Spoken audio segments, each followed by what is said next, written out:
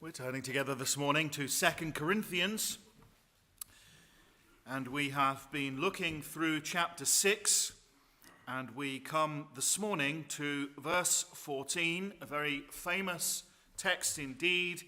Be ye not unequally yoked together with unbelievers. Now this blends into a second subject, and I will deal with them separately, where Paul flows on from a list of things that don't accord with one another, don't fellowship or join together well. He says in the final part of verse 16, he says, "And what agreement hath the temple of God with idols?" And then he goes on to explain, "For ye are the temple of God." So this morning, I'd like us to deal with this first subject of separation. And then secondly, this evening, the same theme will be taken through it, as they are thoughts that flow out of one another. And they contain within them this exhortation in verse 17, "Wherefore come out from among them and be ye separate, saith the Lord." So if you want to know what's Paul's point here, it is a call for separation. And I want us to think about that call for separation in these two ways. First of all, in terms of who we are joined with in life. And then secondly, in terms of being the temple of the living God. Now, in order to explain this text, some of you will have some idea what you think it means. But in order to explain this text, "Be ye not unequally yoked together with unbelievers," I need to say some qualifying things and give you some context. So the first qualifying thing would have to be to look back at the context of the previous epistle and what was going on in the mindset of the Gentile believers in Corinth, and then contrast that with the Jewish believers. And there was a slight disagreement as to how they interacted with and dealt with unbelieving people.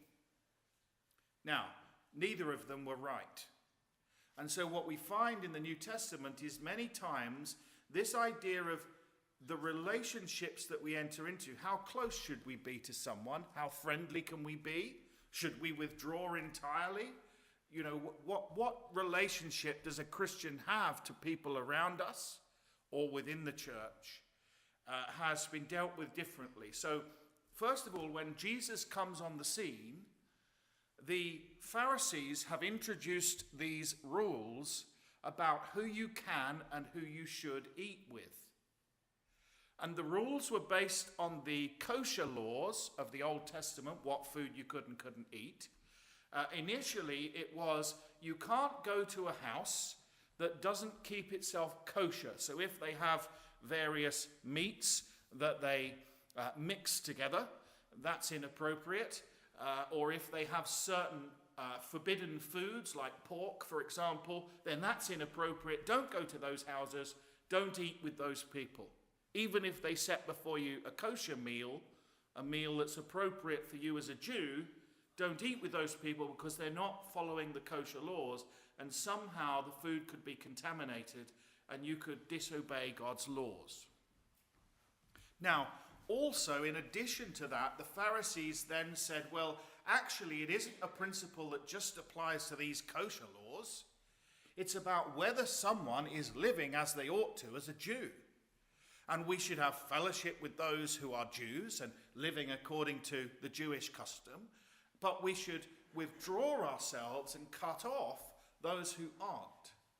So if someone was living an obviously sinful life, they were a publican, for example, and they'd betrayed their nation and were a thief, then they wouldn't invite them to their homes, and if they were invited, they would not go to their homes. Now that context puts a good light on what we see happening when Jesus comes along, because you all know how aghast the religious leaders are that Jesus is going to have meals with people who are such obvious sinners.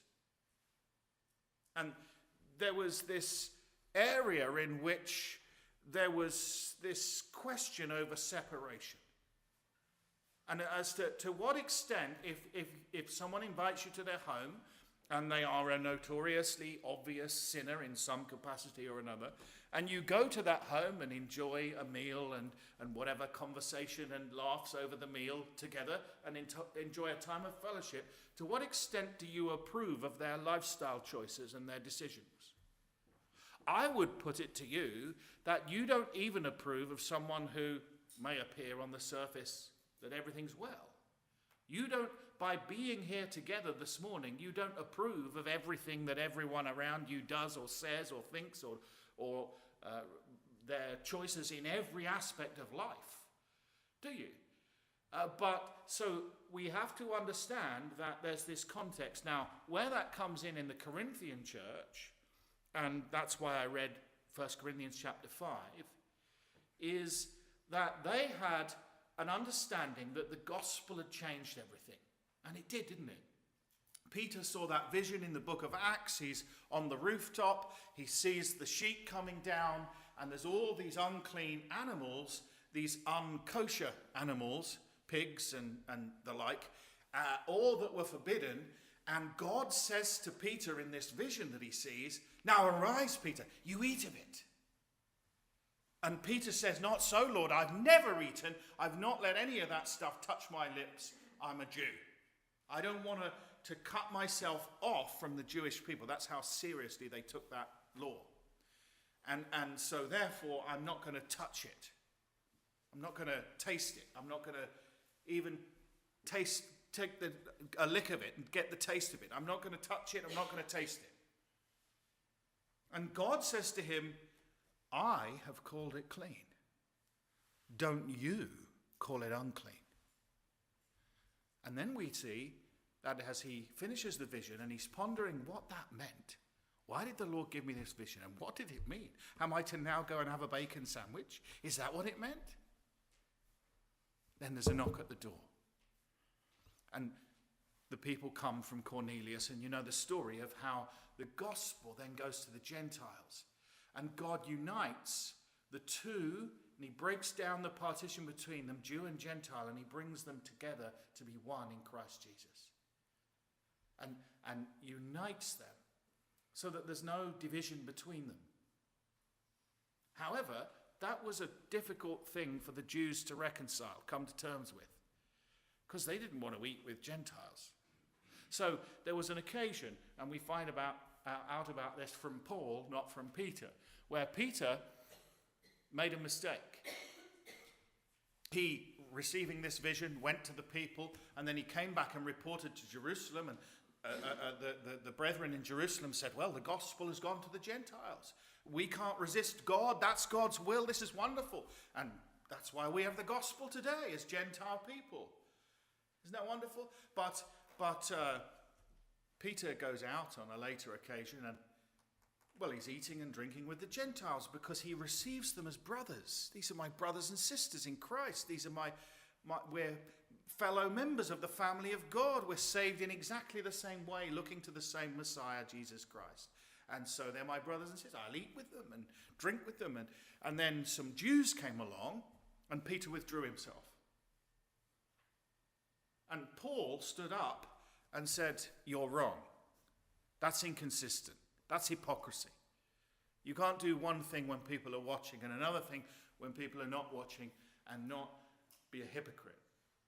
And so Paul withstood him to his face. He didn't talk about him behind his back. He talked to him directly, and there's an example for all of us. He went to him and he approached him and he said, "Look, this is wrong. The gospel has changed everything and brought us as one family under God."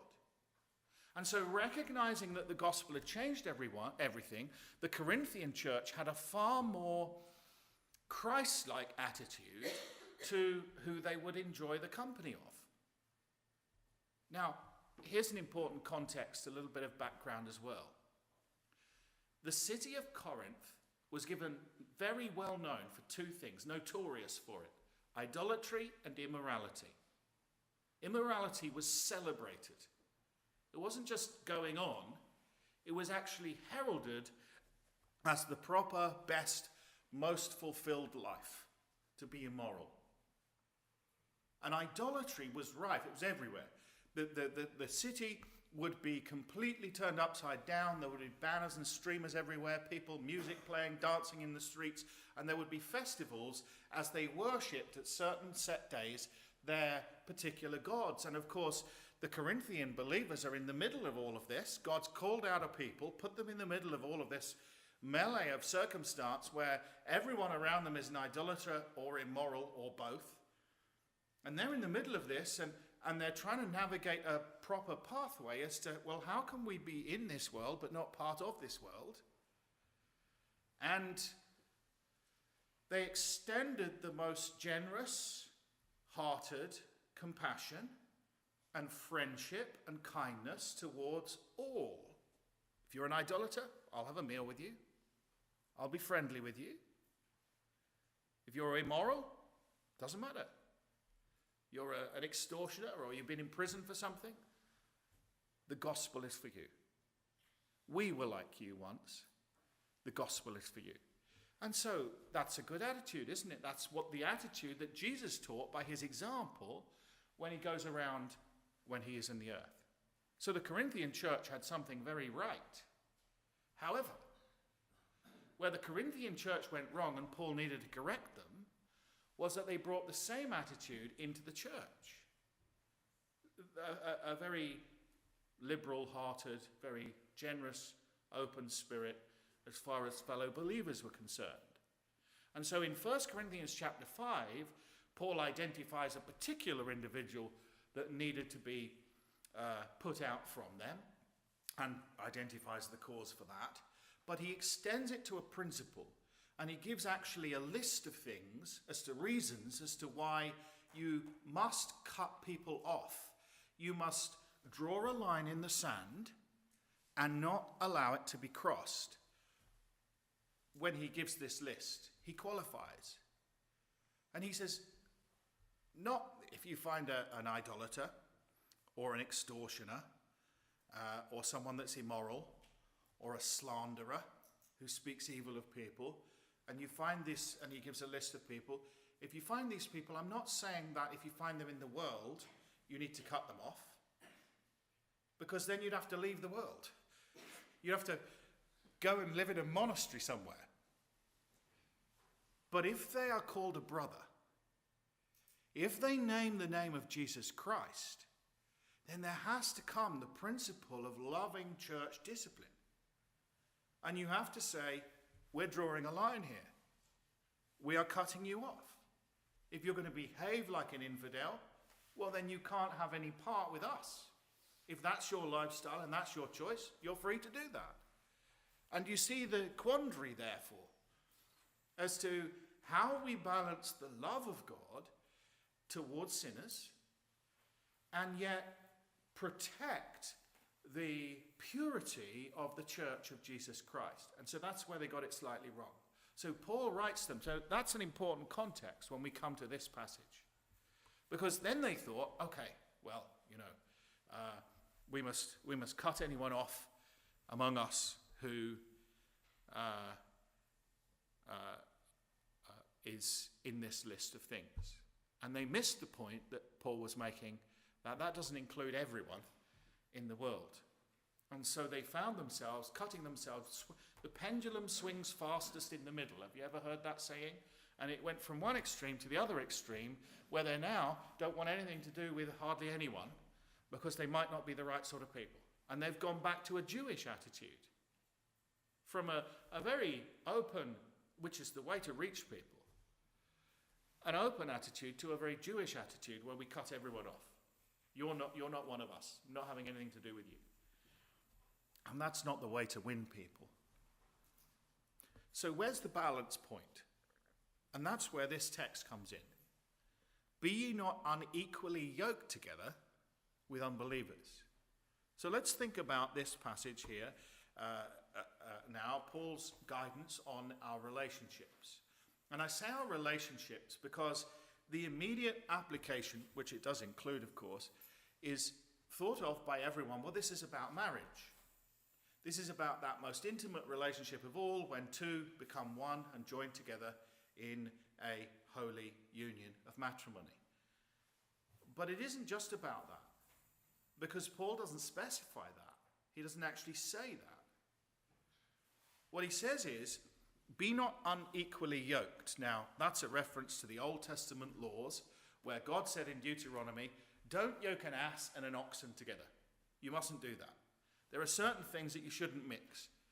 Don't sow two types of grain in the same field together and let them grow together.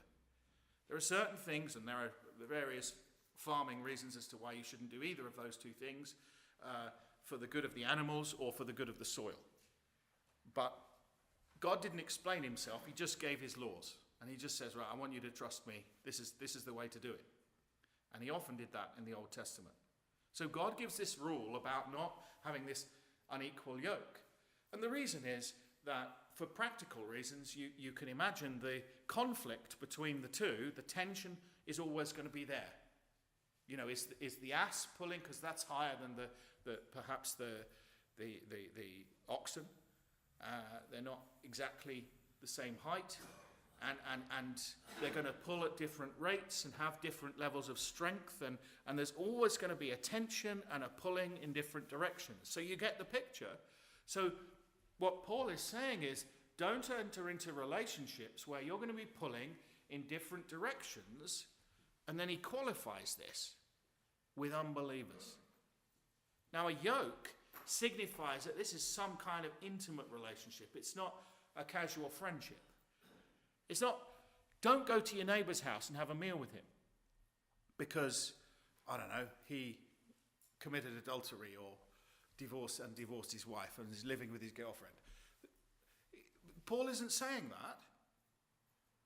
But what he is saying is, don't enter into a covenant kind of style relationship, a closeness with someone who is not a believer. Don't yoke yourself together as you have to be companions going forwards in a particular capacity with an unbeliever. Now, in order to qualify this, he has to then speak on another occasion, in fact on several occasions, about the circumstances in which someone is converted and they're already married. So they essentially have an unbelieving husband or wife. And so he deals with that. And the whole situation is completely sanctified by God in those circumstances. But the general rule doesn't disprove the individual exception. So the general rule is that we shouldn't enter into relationships that bind us together as companions with, intimate friends with, a fixed attachment with unbelievers. Now, then you have the situation where you have a lot of Christian employers saying, well, should we employ unbelievers? Paul doesn't mention that. I think if a Christian is an employer and you enter into a relationship, or an employee enters into a relationship, you would have to say it's the other way around, that a Christian, if you believe that, shouldn't work for an unbeliever, or a believing man or woman shouldn't employ a non-Christian. That isn't the kind of contractual closeness that Paul is intending to describe here. Because at any point in that arrangement, the boss can terminate the employee, or the employee can leave. It's that kind of arrangement. But it does bring that into question. And I think that what Paul is exhorting us is to think very carefully before we tie ourselves together with someone who doesn't have faith, who's someone who doesn't believe. That will include platonic relationships, friendships, because we think of, say, David and Jonathan. David and Jonathan were the best of friends. They were what you might call inseparable. But you see, they were both believers, so it worked. If they weren't both believers, there would always be a pulling in one direction or another, a tension going on. But they were able to be such close, good companions and friends to one another, such intimate friends, because they were both believers. It includes romantic relationships for sure, because there's no closer bond than marriage. And so when it says, be ye not unequally yoked together with unbelievers, that's often quoted in marriage classes where the two have to be agreed. Otherwise, you're going to find this constant pulling, this tension, this going backwards and forwards, as you both have different ideas of life, different philosophies and attitudes, as one is trying to be gracious and so on. It doesn't mean that the other is completely void of all kindness and love, but there can be that tension. So don't enter into that, because there's going to be this unequal yoke that's going to pull you in one direction or another, this unhappy end to it all. It does include, I think, business relationships where people enter into a partnership. Of course, it doesn't forbid trading with or being paid by, but you've got two people, they enter into a business partnership. One puts up half the money and the other puts up half the money, and they enter into some new venture together. One's a believer, one isn't a believer. That has very often led to this kind of unequal yoke scenario. And I'm not making that a law. I'm just giving the general principle as to how it might be applied. And many believers have applied it in that way. Now, what makes this relationship doomed to fail? Paul elaborates a little bit, and I want to just look at those descriptions, because he talks of fellowship, communion, concord, part, and agreement. And he outlines that there are 5 ways in which a relationship can work. He goes on, what fellowship hath righteousness with unrighteousness? What communion? And he uses these 5 different words, doesn't he? And that's interesting, because when you look into them, you start to see, well, this is how a relationship operates. The first is on the grounds of fellowship. Now, fellowship is the idea of sharing something. So you bring something, I bring something, and we share together. Often fellowship is, in the New Testament, among the Christian church, is the description of getting together for some kind of informal gathering for a meal or a chat or whatever. Fellowship. We're sharing together.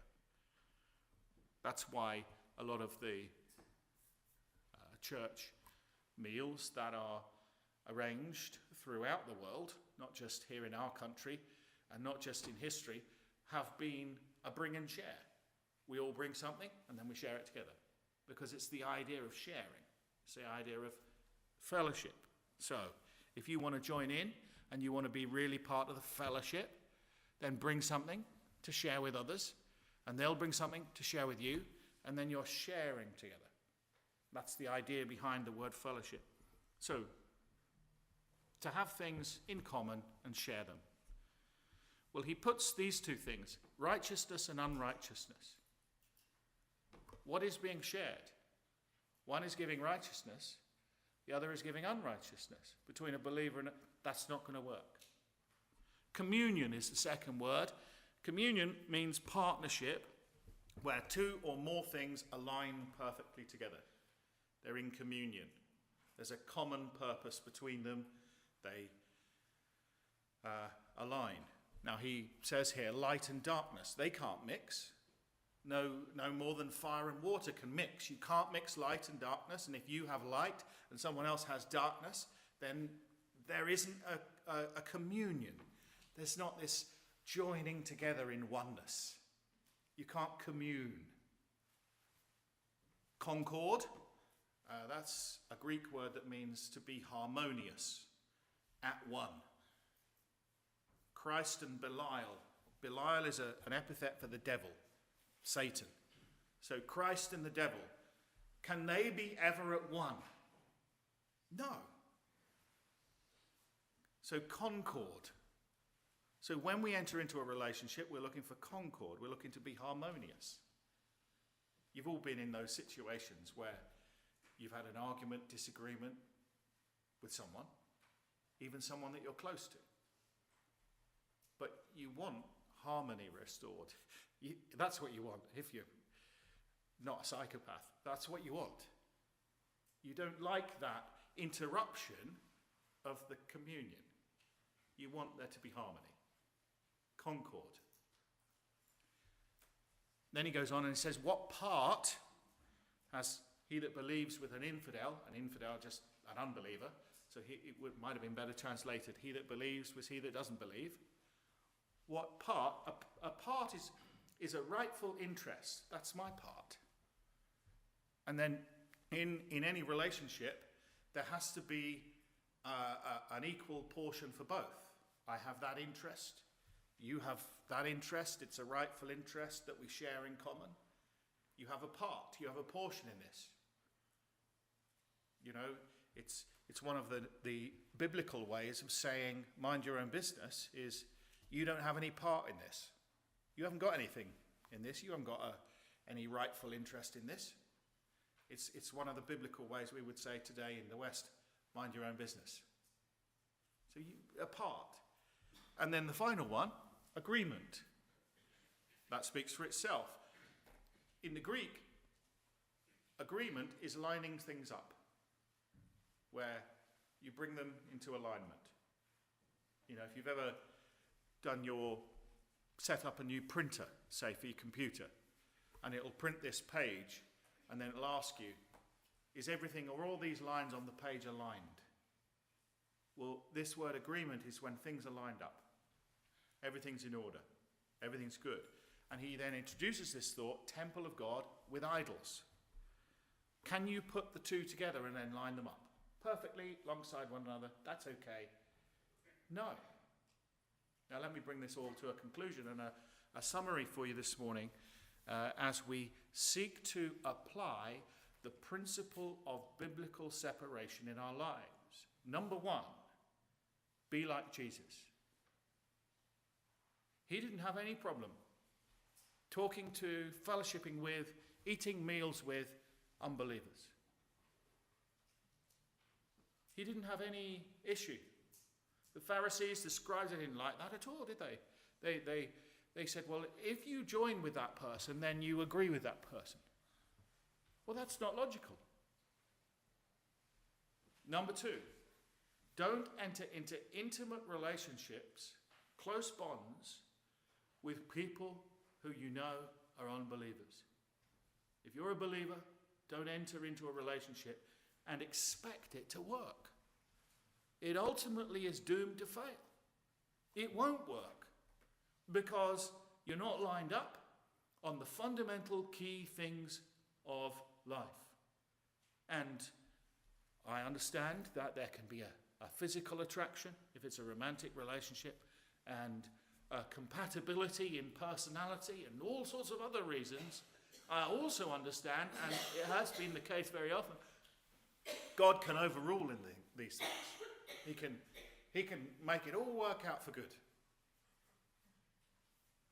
But it is dangerous to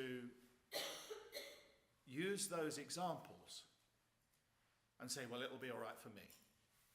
Because it might not be.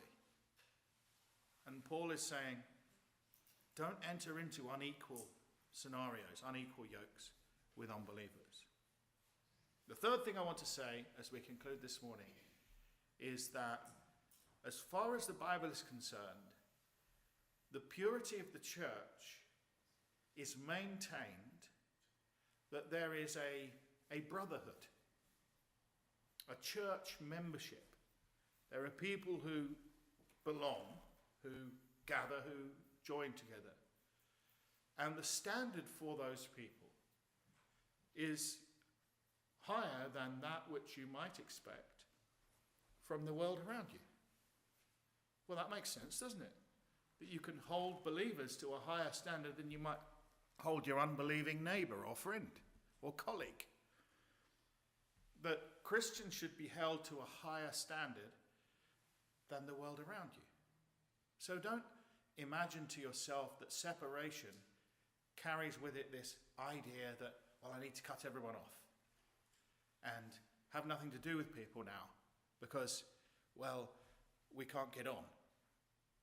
But it does mean that you should be very careful about entering into a close connection with binding yourself together with someone who doesn't believe what you come to believe.